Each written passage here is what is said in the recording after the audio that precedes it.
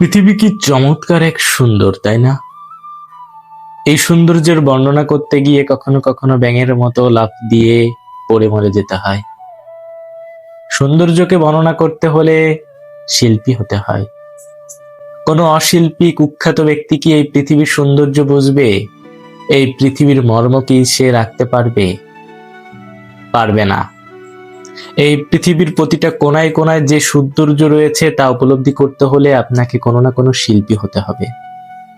কল্পনার জগৎ আরো বেশি বিস্তৃত করতে হবে। চোখের ভাষাকে হৃদয়ের শব্দ বানাতে হবে। আমরা যেমন সুরে সুরে গান গাই, তেমন বুকের মধ্যে সুরে সুরে এই পৃথিবীর সৌন্দর্যকে ঢোলের মতো ঠাকঠুক করে বাজিয়ে তুলতে হবে। যারা কল্পনা করতে পারে না তারা কখনো শিল্পী হতে পারে না, আর যারা শিল্পী হতে পারে না তারা কখনো এই পৃথিবীর সৌন্দর্যের মর্ম বোঝে না। কচু পাতার উপরে দোল খাওয়া সেই পানির ফোঁটাকে কত শিল্পী কতভাবে ব্যাখ্যা করে তার সৌন্দর্য ফুটিয়ে তুলেছেন, আর মানুষ সেই কচু পাতা কাঁচি দিয়ে কেটে যায় ঘ্যাস ঘ্যাস করে। আসলে এই পৃথিবীতে অনেক মানুষ আছে, কিন্তু অসাধারণ মানুষের বড় অভাব। আর এই অসাধারণ মানুষের বড় অভাব বলে এই পৃথিবী ধ্বংসের মুখে। এই পৃথিবীর সৌন্দর্য মানুষের পায়ে পিষে পিষে শেষ হয়ে যাচ্ছে। আমি আপনি তার ব্যতিক্রম নয়, এর ভিতরেই।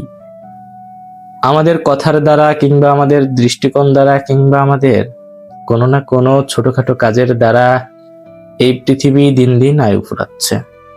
কেউ গাড়ির কালো ধোঁয়া বের করে পৃথিবীর ক্ষতি করছে, কেউ বা আবর্জনাকে নদীতে ভাসিয়ে। কারোর কারোর তো পৃথিবী ক্ষতি করার বড় শখ, গাছ কেটে। পৃথিবী নানানভাবে ক্ষতি করা যায়, এর উদাহরণ বাংলাদেশের মানুষ। পৃথিবীর অনেক দেশ আছে যারা অনেক সচেতন, আর বাংলাদেশের অনেক মানুষ আছে যারা সচেতন মানুষকে উল্টা গালি দেয়। অসচেতন না হওয়ার দায়ে তাদেরকে অনেক শাস্তি পোহাতে হয়। অন্যায় না করার অপরাধে তাদেরকে অনেক শাস্তির মুখোমুখি হতে হয়। এ অন্য এক খেলা। দাবা